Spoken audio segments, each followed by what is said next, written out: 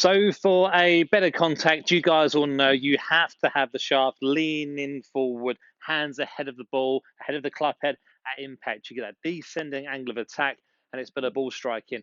There's different ways of doing that. We're going to look at two different ways now, starting with probably the most common or commonly thought of way, with James going to demo that now, and that's where you're going to be at impact. So take a look at this. Okay, so the first way we're going to look at shaft lean is probably the way people think about it more often than not, and that's just adding shaft lean at impact. So we'll watch James's swing first of all. He's a good player, single figure junior. We'll watch down the line. It's all going to look very tidy here. He's pretty good there. We like this. Uses the ground and just jumps a bit, but that's completely fine for young juniors. You'll see a lot of tall players do that, particularly with driver. And it all looks pretty neat and tidy. He doesn't miss a lot left or right. The occasional bad strike for him, so slightly heavy, slightly thin, maybe a bit left as his bad one. Here's the reason why. So this turn's a bit neater than it used to be. He's done a lot of work in lockdown on Skillist, so he's done pretty well. We don't want this pressure back into the ground. That's good, onto his front foot.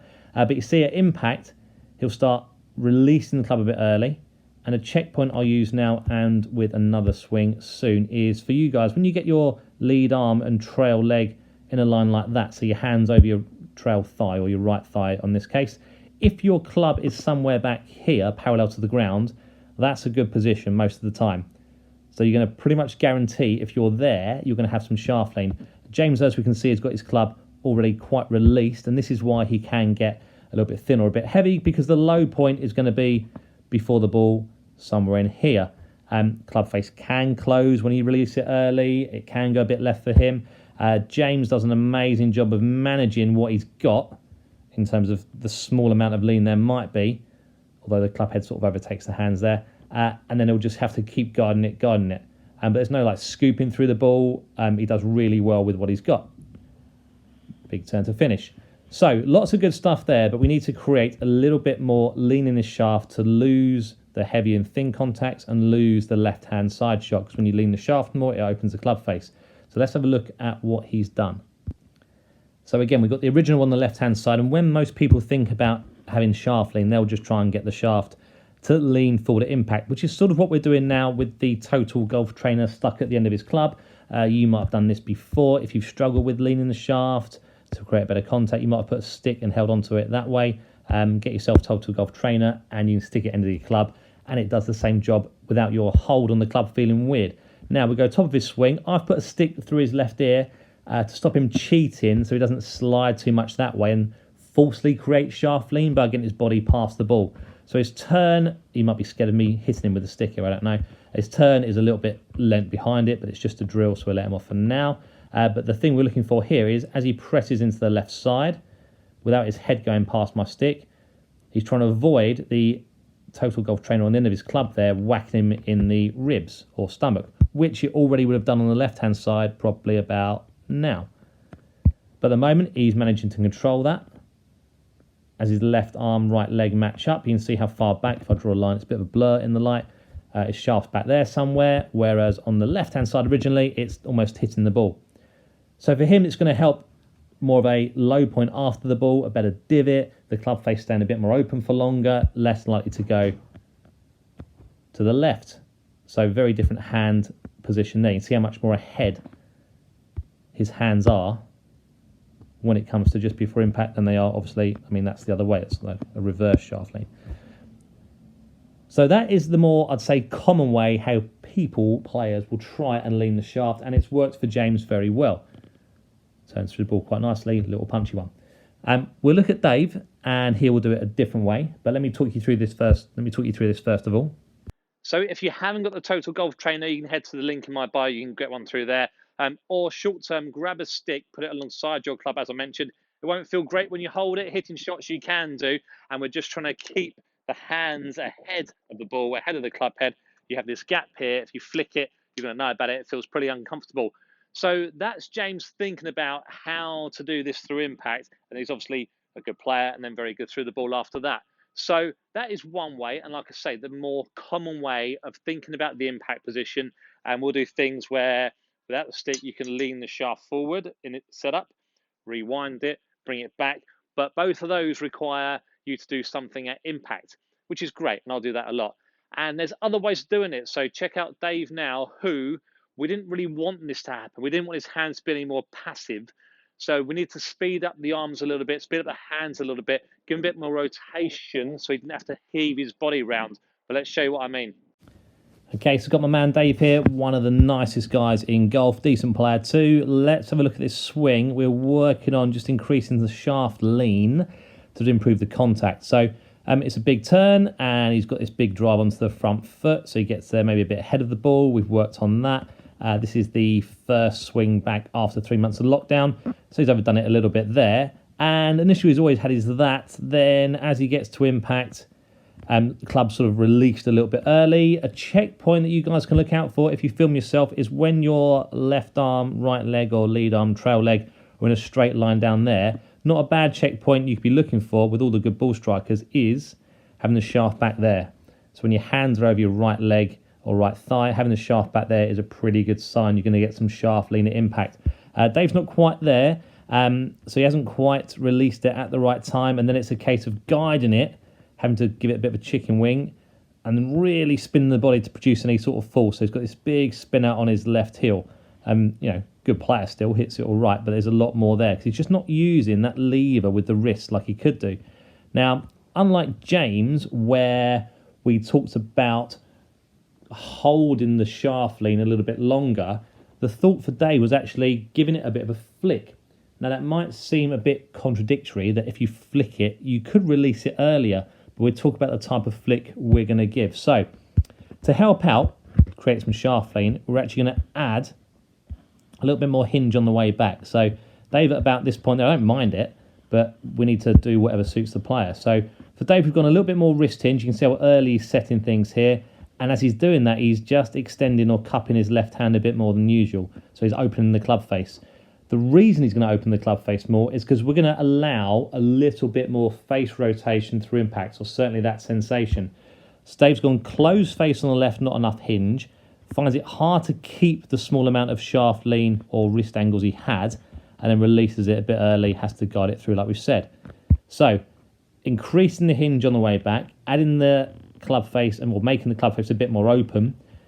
Now he's got a bit more credit, if you like, because there's more hinge to keep what he's got for longer. However, he's not trying to keep it, he's trying to flick it, but he's trying to flick it like you might do a frisbee with your left hand. Now if you imagine holding a frisbee, although you're giving it a flick at the end, it's a very late flick. So we follow through on the left hand side again. You can see there's no sort of re-hinge, if you want to call it that, with the club. It's all just guided and pushed. Now, on the right-hand side, he's trying to get that hinge guide. It's called many things. He's trying to get that back on his left forearm after impact. Now, this is a real shot, bit of a drill, but a real shot. So into impact now, we've got lead arm, trail leg, same place as on the left, but look where the shaft is. And on the way through, he hasn't got to guide it because he's got the credit with more hinge, and I've given him license to give it a flick. But the flick isn't rolling the club face or rolling the hands. The flick is very much like a frisbee, which I'll demo after this. And the impact here, that's a bit of a change. Let's watch what happens on the way through. He hasn't got to guide it and get the body involved a huge amount. And by the way, I'm a big fan of people using their body. But if you get your hands involved too, use that funnel lever with your wrist, you can create a lot more club head speed. That's obviously a decent position there at impact. Watch the re-release, if you want to call it that. Lots more width on the follow through. Notice on that chicken wing, and the club sort of re-hinged afterwards. And he's tried to get there. He's tried to re-hinge it and flick it. Again, much like you would a left-handed frisbee throw. So if you're struggling for shaft lean, it's not always about holding it off for as long as you can. You can think of it different ways, like re-hinging on the follow through, a frisbee flick, like you're slapping somebody with a towel with your left hand, and that type of release can help the shaft lean at impact.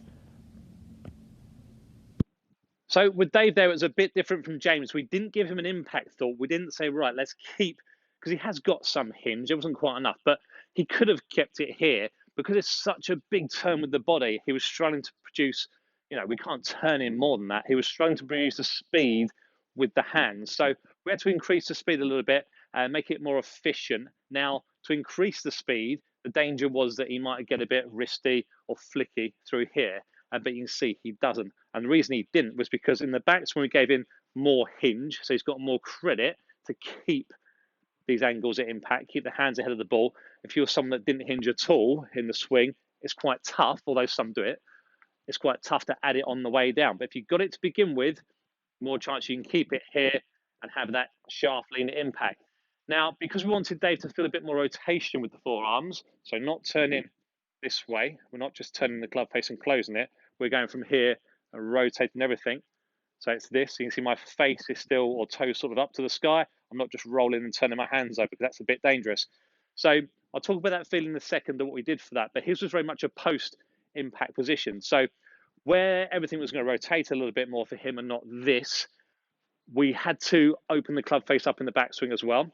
So he's got a fairly closed club face. We went more this way because now we're expecting some more club face rotation through impact or going into impact. So it was more hinge, extending the left wrist, so cupping it a bit more, that opened the club face. And then he felt he had sort of license to turn a lot more and get the hand speed up. So the hand speed was coming from where he didn't have it before, not this roll, like I said, but it's coming from this. Whip's the best way I can describe it. If you had a towel, you're going to sort of whip somebody, that would be the feeling. Probably a better way to feel it is with the frisbee. If I said throw a frisbee left-handed, you wouldn't think about, I'm going to release it now, the back of my hand's going to be here at impact, and I'm going to flick it after impact. You'll just do it. So we're going from this position here with a frisbee. We're not going to roll your wrist because that's getting the frisbee the wrong way. We're going to keep the back of the hand towards the target a bit more. Now, on the example we just see, Dave was a little bit more cupped in here, but he needed that to change the club face. So we're going to keep the back of the hand with a frisbee at the target for longer, and the speed is definitely coming later on. That's going from flexed to a bit more extended, your hand, well after impact. And that's what's needed in the golf swing if you want to create some shaft lean. So we're not losing all the speed here. We're not throwing from here with a frisbee. It's very much out in front, well after we've gone past the midline of our body. It's the same with the golf swing. So if I was going to have that same feel, I've got the shaft lean there, and it's after impact that I let it go. That's the same feeling for me as my frisbee throw. So Dave was very much not an impact position thought. We didn't want to keep shaft lean here, and I will do with some players. I'll say, right, in here, can you keep the shaft like that and exaggerate that lean through the ball? That works with some, but that was slowing Dave down. It wasn't helping his strike. So we gave him a post-impact thought and feel, and a couple of ways of doing it, of can he get to here?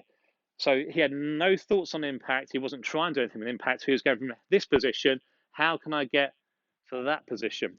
And again, it's not a roll with the hands, not turning them over. We're just going here to here. My hands are coming round with my body. I'm not just closing the club face. So it's this L shape here for Dave, slightly cupped to keep the face open. And he was very much thinking, how can I get past impact to here? And as a result of that, again, the ball's long gone. So what you do here just gives us clues, or will give you clues to what's happened at impact. If you can get to that position here, and not this way or this way, there's a good chance you would have some shaft lean if other things like pressure in the right place all were there too.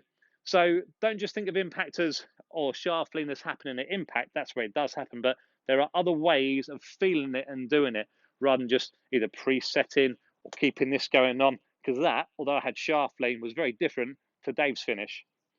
So other ways of doing it, if you are struggling, need some more help, just drop a message here and we can have a look at your swing.